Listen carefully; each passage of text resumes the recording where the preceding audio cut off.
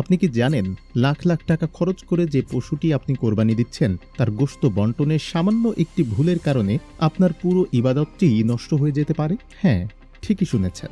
আমাদের সমাজে একটা অলিখিত নিয়ম হয়ে গেছে, কোরবানির সিংহ বা গোশত দিয়ে ফ্রিজ ভর্তি করো আর লোক দেখানো কিছু অংশ গরিবদের দাও। কিন্তু পবিত্র কোরআন এ বিষয়ে কি বলে? আজ জানবো কোরআনের সেই অমোঘ নির্দেশনার কথা, যা শুনলে হয়তো অনেকেরই চোখ খুলে যাবে।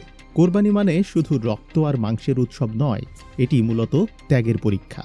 আল্লাহ সুবহানাহু ওয়া তাআলা পবিত্র কোরআনের সূরা হাজের ২৮ নম্বর আয়াতে পরিষ্কারভাবে বলছেন, অতএব তোমরা তা থেকে আহার করো এবং দুস্থ অভাবগ্রস্তকে আহার করাও। এখানেই শেষ নয়, একই সূরার ৩৬ নম্বর আয়াতে আল্লাহ আরও সুনির্দিষ্ট করে দিয়েছেন, তোমরা তা থেকে আহার করো এবং যে অভাবী, যে হাত পাতে না অর্থাৎ লজ্জায় মুখ ফুটে বলতে পারে না তাকে, এবং যে অভাবী হাত পাতে তাকে আহার করাও।